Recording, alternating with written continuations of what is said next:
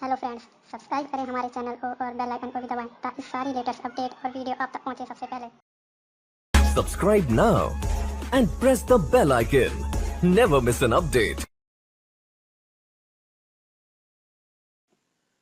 बिस्मिल्लाहिर्रहमानिर्रहीम। अस्सलाम वालेकुम जी डियर मेंबर्स, आज मैं आप लोगों को लिए कुछ टिप्स और कुछ स्ट्रेटजी लेके आया हूँ और आपको बताऊंगा कि क्यों बहुत सारे लोग जो हैं वो जब गवर्नमेंट जॉब पे अप्लाई करते हैं वो क्वालिफाई क्यों नहीं कर पाते, उनका स्टडी का तरीकाकार जो है वो क्या है और क्या करना चाहिए, और जो सिलेबस है, करेक्ट डाटा है पीपीएससी और एफपीएससी का, वो कौन सा है, किस तरह से हमें स्टडी करनी चाहिए। क्योंकि थाउजेंड लाखों लोग जो हैं वो एक जॉब जब पीपीएससी पे या एफपीएससी पे कोई जॉब आती है, फॉर एग्जांपल पंजाब पुलिस की जॉब है, असिस्टेंट की जॉब है, असिस्टेंट डायरेक्टर की जॉब है, data entry operator, junior clerk या लेक्चरर की जॉब्स हैं, उसमें जब एक जॉब आती है तो उसमें हजारों लोग अप्लाई करते हैं। अभी तहसीलदार की जॉब में 1,34,000 लोगों ने अप्लाई किया था, लेकिन जब टेस्ट होता है तो उसमें से क्वालिफाई कितने करते हैं? इन हंड्रेड, सिर्फ सैकड़ों लोग जो हैं वो क्वालिफाई करते हैं। तो चलिए इसकी रीजन मैं आपको बताता हूं और इसका जो सोल्यूशन है वो आपको बताता हूं कि किस तरह से आप लोग इस पे ओवरकम कर सकते हैं। ये गवर्नमेंट जॉब ऑफिशियल वेबसाइट का लिंक मैंने वीडियो डिस्क्रिप्शन में दे दिया है, इस पे आ जाएं आप। यहाँ पे मैंने एक पोस्ट लगाई है, why do thousands of hard working students fail to qualify one paper 100 marks MCQs exam. आज हम सिर्फ बात करेंगे जो 100 मार्क्स का पेपर है, पीपीएससी का हो या एफपीएससी का। आप मेहनत करते हैं उसकी पेपर की तैयारी के लिए, लेकिन उसके बावजूद आप फेल हो जाते हैं, आप क्वालिफाई नहीं कर पाते। हालांकि आपने मेहनत की है, आपने जब से जॉब एडवर्टाइजमेंट की आपने दिन रात एक किया हुआ है, आप लेकिन क्वालिफाई नहीं कर पाए। हो सकता है आप स्टडी पहले से कर रहे हो, वजह क्या, आप क्यों नहीं क्वालिफाई कर पा रहे। इसकी जो रीजन है वो भी मैं आप लोगों को बताऊंगा। इस पे इसको पोस्ट को हम ओपन कर लेते हैं।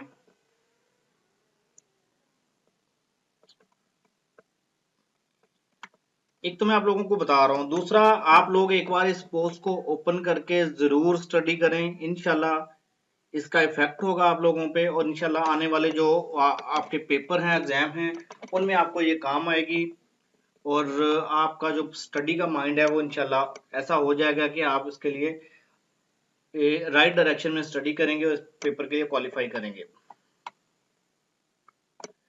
Why do thousands of hardworking students fail to qualify one paper 100 marks MCQs exam?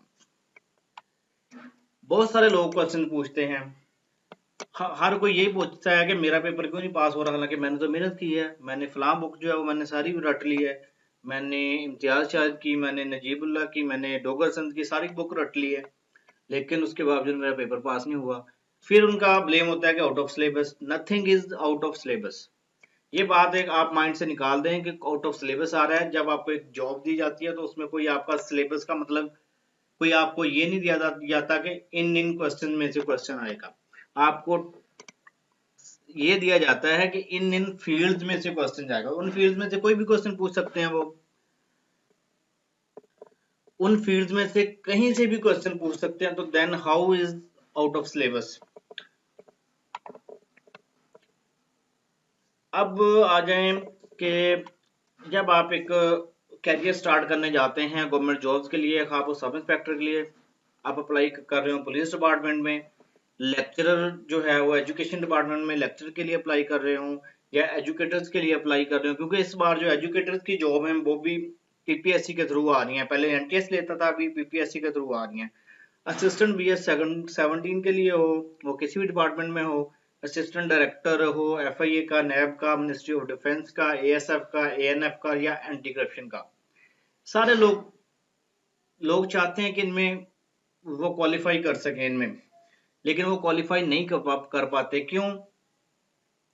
वो मेहनत करते हैं लेकिन क्वालिफाई नहीं कर पाते। उसके रीजन क्या है? यही क्वेश्चन जो है वो बार बार मुझे व्हाट्सएप पे भी पूछा जाता है, लेकिन आज मैं इसका आप लोगों को आंसर दे रहा हूं। उसकी रीजन ये है कि आपका जो 100 मार्क्स का पेपर है उसकी आपकी प्रेपरेशन स्ट्रेटजी जो है वो प्रॉपर नहीं है। प्रेपरेशन स्ट्रेटजी और आपका जो सिलेबस है वो अंडरस्टैंड करना बहुत जरूरी है। सबसे पहले आपको सिलेबस को अंडरस्टैंड करना है कि जिस पोस्ट के लिए आपने अप्लाई किया है, जिसके लिए आप तैयारी कर रहे हैं, उसका एग्जैक्ट करेक्ट फाइनल सिलेबस क्या है वो आपने अंडरस्टैंड करना है। जब वो आपने अंडरस्टैंड कर लिया, उसके बाद आपने स्ट्रेटजी बनानी है कि मेरी जो प्रेपरेशन है मैं किस तरह से करूंगा। लोग क्या करते हैं, जो उनको व्हाट्सएप वगैरह में कहीं पे ग्रुप्स में पीडीएफ की फाइल्स आना शुरू हो जाती हैं, वो उसी से तैयारी शुरू कर देते हैं नेट से। हालांकि दैट वो कोई ऑथेंटिक और करेक्ट नहीं होती। उसमें ऑब्वियसली जो क्वेश्चंस हैं वो रॉन्ग भी होते हैं। जैसा कि इम्तियाज शाहिद की बुक हो, डोगल्स की हो, उसमें बहुत सारे रॉन्ग हैं।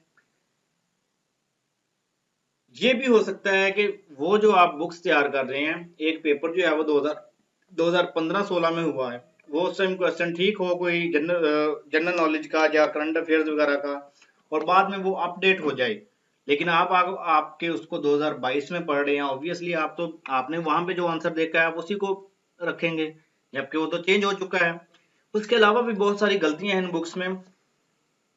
इसलिए मैं जब भी आप लोगों को एडवाइस करता हूं कि जब आप एक एमसीक्यू क्वेश्चन को रीड कर रहे होते हैं तो उसकी चारों ऑप्शन को गौर से देखें।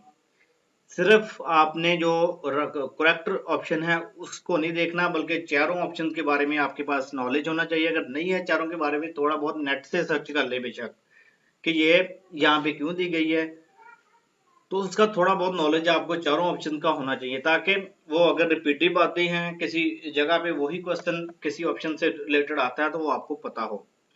क्योंकि जब आपके माइंड में आप थ्योरेटिकल नॉलेज होगा तो आपके पास एमसीक्यू आ जाए या जिस तरह का भी क्वेश्चन आ जाए, कहीं से भी आ जाए, वो आपको आइडिया होगा कि इसका राइट आंसर जो है वो क्या है। उसके बाद दूसरी जो बड़ी रीजन है वो ये है कि स्टूडेंट जो है वो वेट करते हैं जॉब्स का आने का, कि बीपीएससी पे या एफपीएससी पे जॉब्स आएंगी, इंशाल्लाह उस पे अप्लाई करेंगे और उसकी तैयारी करेंगे।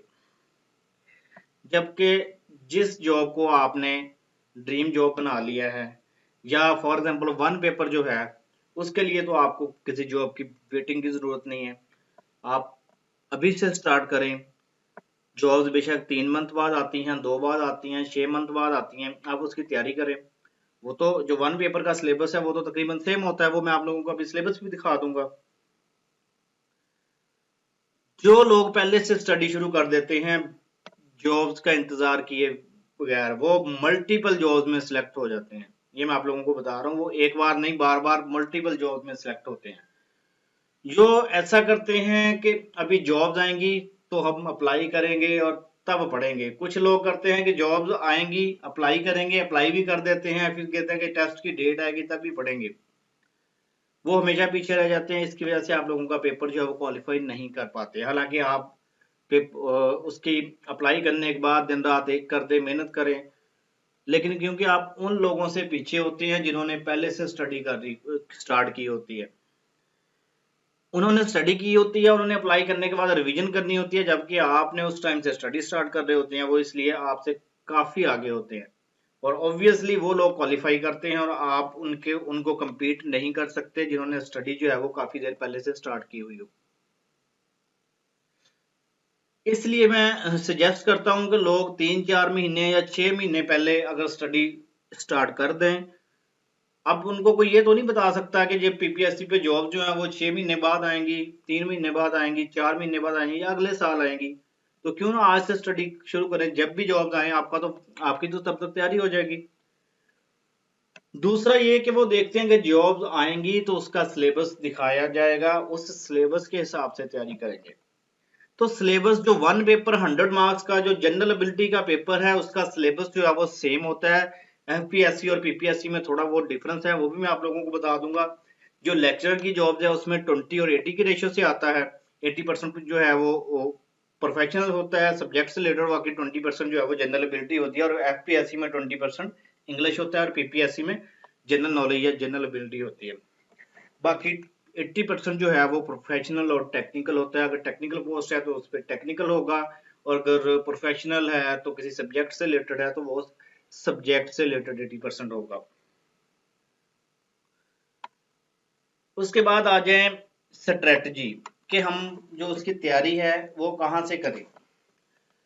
मोस्टली लोग मैसेज करके पूछ रहे होते हैं कि हम कौन सी अकेडमी ज्वाइन करें, हमें बता दें, फलां अकेडमी है, हम वहां से तैयारी कर लेते हैं, जो आप रिकमेंड करेंगे, जो आप बुक रिकमेंड करेंगे वहां से हम तैयारी कर लेते हैं। लेकिन जो अभी करंट सिनेरियो चल रहा है, कोई एक बुक जो है वो रिकमेंड करना बिल्कुल फजूल बात है। पहले ऐसा होता था कि इम्तियाज शाद की बुक के रट्टे लगा लिए तो पीपीएससी के जो पेपर है वो पास हो जाते थे। लेकिन अभी पीपीएससी का बिहेवियर टोटली चेंज हो चुका है। वो क्वेश्चन बेशक उसी बुक में से आए, अब वो बुक, मैं ये नहीं कहता कि वो बुक ना पढ़ें, वो बुक पढ़ें, लेकिन उसको थॉरली पढ़ें, उसके चारों ऑप्शन के बारे में आपके पास इंफॉर्मेशन होनी चाहिए। अगर आपके पास एक क्वेश्चन आता है, उसकी 4 ऑप्शन है, आपको राइट आंसर का पता है, उसके अलावा जो 3 ऑप्शन हैं आपको उनके बारे में भी थोड़ी थोड़ी इंफॉर्मेशन होनी चाहिए, तब जाके आप क्वालिफाई कर सकेंगे। क्योंकि आप क्या करते हैं, आप तैयारी इस लिहाज से करते हैं कि स्टेटमेंट पढ़ी और उसकी जो राइट ऑप्शन है वो टिक कर दी, वो देख देख के आप टिक करते गए, आपके माइंड में वही टिक रह जाती है, और जब आप पेपर में बैठते हैं तो आपके माइंड में वही टिक होती है कि ये राइट आंसर है, बेशक क्वेश्चन उसने चेंज कर दिया हो। पहले उसने कोई लार्जेस्ट चीज पूछी हो, फिर सेकंड लार्जेस्ट कर दी हो, या इस तरह से लोएस्ट कर दी हो, वो आपके माइंड में जब वो ऑप्शन सामने आती है तो आप कहते हैं कि यही आंसर ठीक है। उसके अलावा कुछ क्वेश्चन जो है वो तकरीबन 30% क्वेश्चन पीपीएससी में अब इस तरह के आ रहे हैं कि वो उनका आंसर जो है वो नियर अबाउट होता है करेक्ट के, और एक होता है नन ऑफ दिस।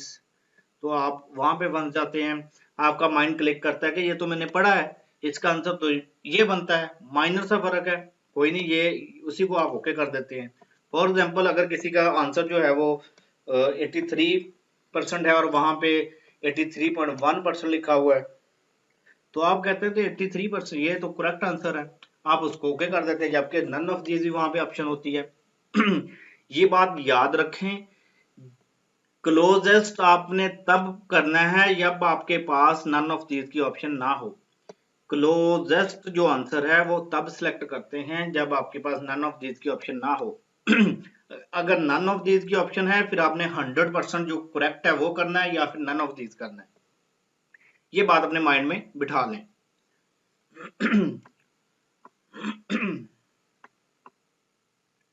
उसके बाद जैसे कि मैंने पहले बताया, जो जितनी पीडीएफ्स हैं ग्रुप्स में, फेसबुक ग्रुप्स में फिर रही हैं, उनमें उन पे आप टोटली रिलाई नहीं कर सकते। आप नहीं कह सकते कि उनमें आंसर जो है वो ऑथेंटिक है, करेक्ट है या रॉन्ग है। उनको स्टडी करने का एक ही तरीका कार है, उनको प्रिंट करके रख लें और उनको सर्च करके स्टडी करें, उनकी एक एक स्टेटमेंट को सर्च करके स्टडी करें, ताकि जहां भी कोई रॉन्ग ऑप्शन है वो आपको, आप स्टडी करके करेंगे तो रॉन्ग ऑप्शन का आपको पता चल जाएगा, वो आपके माइंड में बैठ जाएगी कि ये इसका राइट आंसर है।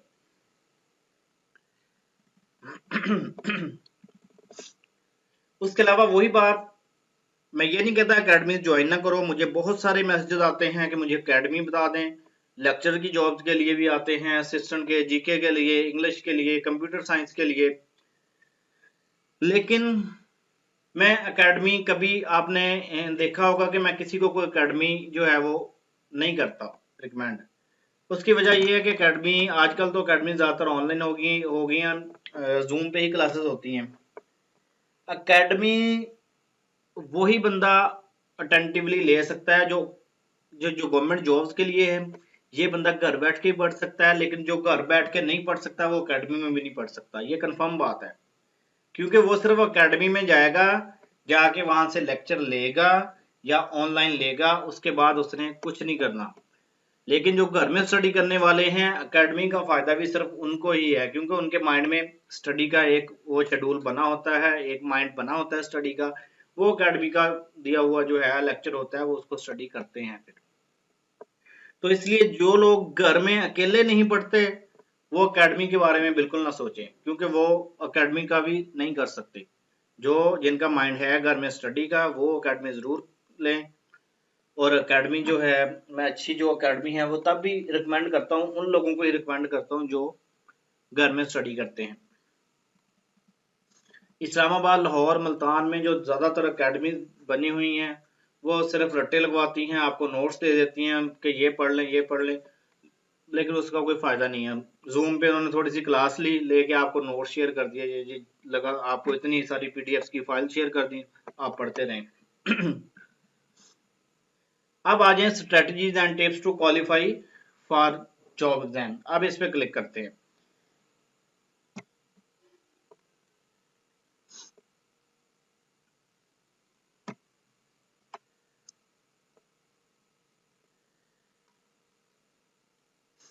ये मैंने कुछ स्ट्रेटजीज यहाँ पे लिखी हैं। सबसे पहली है स्टार्ट योर रिवीजन अर्ली।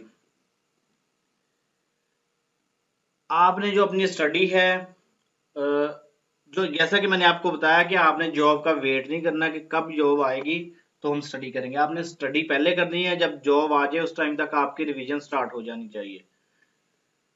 तब आप अपनी बुक्स की रिवीजन, अपने नोट्स के रिवीजन जो है वो करना स्टार्ट करें और टाइम पे करें। अगर पहले स्टडी किया होगा तो ही आप रिवीजन जो है वो अर्ली स्टार्ट कर सकेंगे, वरना नहीं कर सकेंगे। अपनी स्टडी को एक ऑर्गेनाइज करके रखें, अपना टाइम जो है उस हिसाब से मैनेज करें कि ये मैंने इंग्लिश पढ़नी है, इसका मैंने जीके पढ़ना है, ये मैंने न्यूज़पेपर इस टाइम पढ़ना है, मैंने करंट अफेयर्स के बारे में देखना है, मैंने कंप्यूटर साइंस का पढ़ना है, मैथ्स जो है वो पढ़नी है। अब मैथ्स के क्वेश्चन पे आप लोगों को मैं बताना चाहूंगा कि आप ये सोच रहे होंगे कि अकेडमी के बगैर मैथ तो नहीं पढ़ी जा सकती। मैथ का बेस्ट जो सोल्यूशन है वो यूट्यूब से आप वीडियो देखें क्वेश्चन की। अगर रेशो के क्वेश्चन है, नंबर सिस्टम है, अलजेब्रा है, हर एक के क्वेश्चन जो है वो बड़े अच्छे टीचर्स ने यूट्यूब पे समझाए हुए हैं, वो आप यूट्यूब से कर सकते हैं।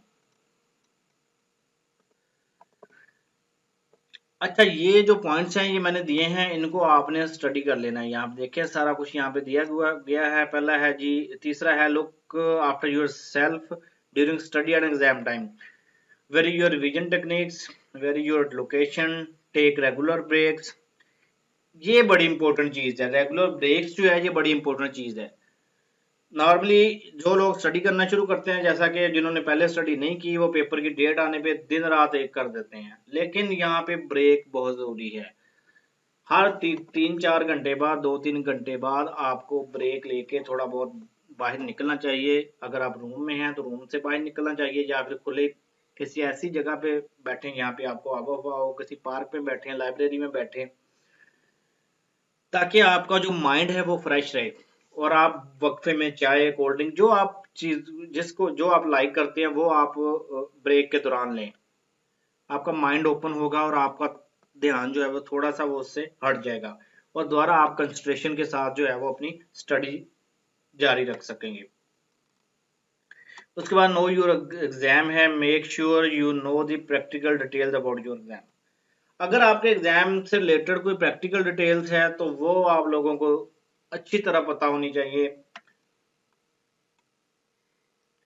उसके बाद आ जाए जी, ये खत्म हुआ। उसके बाद उसमें सेकंड ऑप्शन थी यहाँ पे finalize syllabus to qualify for 100 marks single MCQ paper for FPSC, PPSC, KPSC वगैरह। तो इस पे क्लिक करते हैं। आपको अंडरस्टैंड, मैंने शुरू में बताया था कि सिलेबस का जो अंडरस्टैंड करना बहुत जरूरी है।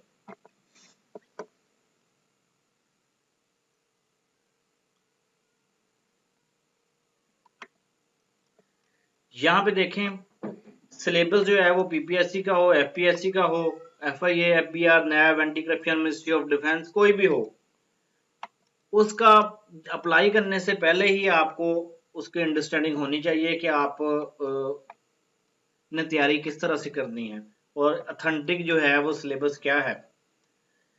उसके लिए यहाँ पे मैंने दिया है दो तरह से, फेडरल के अलग से दिया है और प्रोविंशियल गवर्नमेंट का की जॉब्स के लिए अलग से दिया है। फेडरल का मतलब ये है कि हम जो एफपीएससी की जॉब्स के लिए तैयारी करते हैं। पीपीएससी में ये कंफर्म नहीं होता कि कौन से पोर्शन से कितने क्वेश्चंस आ रहे हैं। समटाइम्स वो 80% जो है वो जीके कहा होता है, लेकिन उसमें कंप्यूटर ज्यादा दे देते हैं। 20-20, 35-35 तक कंप्यूटर साइंस के क्वेश्चन आ रहे हैं। अभी जो रिसेंट ट्रेंड है उसमें इंग्लिश, कंप्यूटर और करंट अफेयर्स जो है ये तीनों ज्यादा आ रहे हैं। तो यहाँ पे सबसे पहले इंग्लिश है। इंग्लिश का एफपीएससी जो है, एफपीएससी में इंग्लिश के 20 क्वेश्चन कंफर्म आते हैं। 20% जो है वो इंग्लिश कंफर्म है एफपीएससी की जॉब में। पीपीएससी की बात नहीं मैं यहाँ पे कर रहा, यहाँ एफपीएससी की कर रहा हूँ। सबसे पहले एफपीएससी का सिलेबस जो है वो डिस्कस करते हैं। एफपीएससी के सिलेबस में 20% इंग्लिश कंफर्म है। 20 मार्क्स के इंग्लिश ग्रामर एंड कंपोजिशन के कंफर्म क्वेश्चंस आते हैं। वो कौन से होते हैं? इसमें सेंटेंस स्ट्रक्चर होता है, टेंसेस होते हैं, पार्ट्स ऑफ स्पीच होता है, एक्टिव पैसिव वॉइस होता है, डायरेक्ट इनडायरेक्ट होते हैं, कंडीशनल सेंटेंसेस होते हैं, और 100 रूल्स ऑफ सेंटेंस करेक्शन जो है उसमें से आ सकता है। ये आपको सेंटेंस करेक्शन के जो रूल्स हैं वो पता होना चाहिए। इडियम आते हैं, वन वर्ड सब्स्टिट्यूशन और पेयर ऑफ वर्ड, ये बड़े इंपॉर्टेंट हैं। फ्रेजेस, प्रोपोजिशनल वर्ड और वोकैबुलरी वगैरह। वोकैबुलरी का तो आपका तुक्का ही लगता है, इतनी ज्यादा वोकैबुलरी जो है वो सिर्फ इसी सूरत में आ सकती है कि आप इंग्लिश स्टोरीज, इंग्लिश न्यूज़पेपर वगैरह पढ़ा करें, तभी आपकी वोकैबुलरी जो है वो क्लियर हो सकती है। उसके बाद आ जाएं कि जी इंग्लिश के लिए रिकमेंडेड बुक्स। इसमें high school English grammar by Wren and Martin है, English in use by Raymond Murphy है, exploring the world of English by Sadat Ali Shah है। उसके बाद है जी to the point English grammar and composition by Aftab Ahmad. Pakistani author Aftab Ahmad की जो बुक है English grammar and composition, BA level की, ग्रेजुएशन लेवल की है, ये भी बहुत अच्छी है, ये आप कंसल्ट कर सकते हैं। इसमें जो फॉरेन ऑथर्स की बुक्स हैं उसमें ये है कि आपको अंडरस्टैंडिंग थोड़ा टफ इंग्लिश यूज की गई है, जबकि जो आफ्ताब अहमद की बुक है ये इजी वे में समझाया गया है, इसमें ये आप इजीली अंडरस्टैंड कर सकते हैं इसको। उसके बाद रिकमेंडेड वेबसाइट जो है वो आप गवर्नमेंट जॉब्स अनऑफिशियल वेबसाइट जो है इसी से कर सकते हैं। उसके बाद आ जाए जी जनरल इंटेलिजेंस का जो प्रोफेशनल टेस्ट होता है, इसमें 80% का फेडरल की जॉब में, एफपीएससी की जॉब में वो कंफर्म होता है। इसमें अगर तो आपका प्रोफेशनल पेपर है, लेक्चरर है, कोई टेक्निकल सीट है, तो कंफर्म 80% जो है वो आपका उस फील्ड से रिलेटेड आएगा। अगर for example lecturer computer science है तो कंप्यूटर साइंस से रिलेटेड, लेक्चरर फिजिक्स है तो फिजिक्स से रिलेटेड, जियोलॉजी, ज्योग्राफिया, जिस सब्जेक्ट का लेक्चर के जॉब्स के लिए पेपर है उससे रिलेटेड 80% कंफर्म क्वेश्चन आएंगे। अगर वो सिविल इंजीनियरिंग से रिलेटेड है, मतलब टेक्निकल सीट है, तो वो आपको सिविल, मैकेनिकल जिससे रिलेटेड होगा वो 80% क्वेश्चन आएंगे। उसके बाद आ जाते हैं जी इसमें जो 80% अगर जनरल इंटेलिजेंस का पेपर है 80%, तो उसमें आपका काफी चीजें आ जाती हैं। बेसिक अर्थमेटिक्स, बेसिक मैथमेटिक्स आ जाती है, जिसमें अलजेब्रा है, रेशियोज है, परसेंटेजेस हैं, अर्थमेटिक मीन्स हैं, जनरल नॉलेज आ जाता है, current affair, national and international level के world map, world organisation, world major issues. उसके बाद पाकिस्तान अफेयर्स आ जाते हैं, इंडो पाक हिस्ट्री आ जाती है, मुस्लिम रूल इन इंडिया आ जाता है। 712 से 15, इसको हम इस तरह से जो हिस्ट्री को डिवाइड किया गया है 712 से 1526 तक मुस्लिम रूल है इंडिया में। उसके बाद जो मुगल एम्पायर है वो 1526 से 1707 तक है। उसके बाद पाकिस्तान मूवमेंट है 1857 से 1947 तक। 1947 से पाकिस्तान बन गया, वहां से पाकिस्तान हिस्ट्री स्टार्ट हो गई है, हिस्ट्री ऑफ पाकिस्तान या पाक स्टडी शुरू हो गई है। वो 1947 है से 1971 तक, जहाँ पे जाके बंगाल जो है वो अलहदा हुआ है। ये जो 1971 में वो जो जंग हुई थी तो बंगाल जो है वो पाकिस्तान से अलहदा हुआ था, यहाँ तक है। उसके बाद 1971 से 2022 तक। 2022 का जो है वो तो करंट अफेयर्स में आ जाता है, लेकिन 2022 इसलिए इंक्लूड किया है क्योंकि ये पोस्ट हो सकता है आप 2023 में भी जाके रीड कर रहे हो, 24 में भी रीड कर रहे हो, तो तब तक का आप लोगों को ये अंडरस्टैंडिंग हो जाएगी। उसके बाद कंप्यूटर साइंस का है, इसमें मेन पार्ट जो है वो माइक्रोसॉफ्ट ऑफिस होता है, जिसमें एक्सेल, वर्ड, पावर पॉइंट वगैरह। उसके बाद कुछ क्वेश्चन कंप्यूटर हिस्ट्री से हो सकते हैं, introduction to computer science, hardware and software basics and its types, basics of concepts of database management system, number system and its conversion. उसके बाद इस्लामिक स्टडीज है, अरब बिफोर इस्लाम है, फंडामेंटल्स ऑफ इस्लाम है, Quranic facts है, life of Muhammad सल्लल्लाहु अलैहि वसल्लम है। उसके बाद है हदीस बुक्स के नाम वगैरह, और उसके बाद है Islamic battles, famous angels, companions of Muhammad सल्लल्लाहु अलैहि वसल्लम, कैलिफेट पीरियड। उसके बाद एवरीडे साइंस है। ये सारा सिलेबस हो गया है एफपीएससी के मतलब। अब ये है कि ये जो चीजें यहाँ पे दी हैं, इनके नीचे में लिंक लगाने हैं। मैंने अभी लिंक लगा के आप लोगों को एग्जैक्ट वो डाटा प्रोवाइड करना है। अगर यहाँ पे कैलिफेट पीरियड है तो इसकी यहाँ पे फाइल रखी जाएगी, इसके लिंक में वो फाइल आप यहाँ से डाउनलोड कर सकेंगे, क्योंकि डाटा जो एग्जैक्ट मैं कंपाइल कर रहा हूँ वो इंशाल्लाह आप लोगों को यहाँ पे प्रोवाइड किया जाएगा। एवरीडे साइंस की यहाँ पे फाइल रखी जाएगी। इसी तरह यहाँ पे कंप्यूटर साइंस की जो है वो फाइल्स रखी जाएंगी। यहाँ पे नीचे क्वेश्चन जो है वो रखे जाएंगे ताकि वो आप उसको अच्छी तरह से स्टडी कर सके। उसके बाद आ जाता है syllabus for provincial government jobs. Provincial government job जो है इसमें 20% जो इंग्लिश है वो कंफर्म नहीं होता कि 20% इंग्लिश के कंफर्म आए। इसमें 100 मार्क्स का जनरल एबिलिटी का पेपर होता है। उसमें क्या क्या होता है 100 मार्क्स में, वो ये नहीं हो सकता कि इतने मार्क्स की ये चीज आएगी, इतने मार्क्स की ये पीपीएससी चेंज करता रहता है, ये एग्जैक्ट किसी को नहीं मालूम होता है। इसमें 100 मार्क्स में होगा क्या, पाकिस्तान स्टडीज होगी जनरल नॉलेज में, करंट अफेयर्स हो गए, इस्लामिक स्टडीज होगी, उसके बाद ज्योग्राफिया से रिलेटेड क्वेश्चन हो गए, basic mathematics, English, Urdu, everyday science, basics of computer science.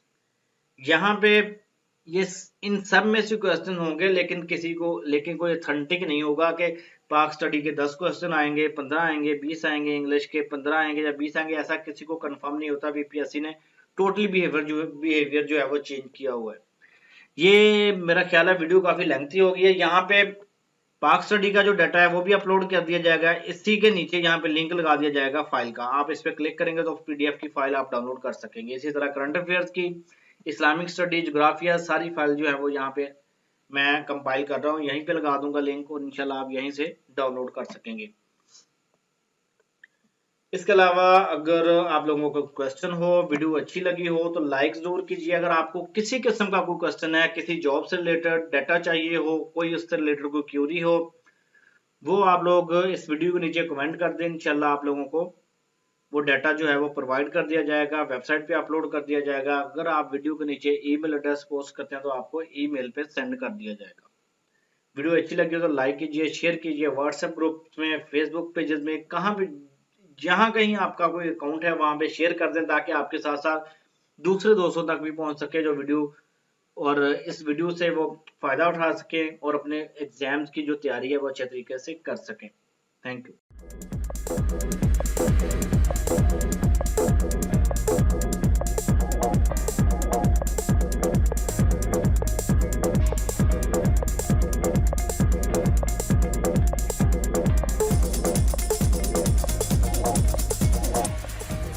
Subscribe now and press the bell icon. Never miss an update.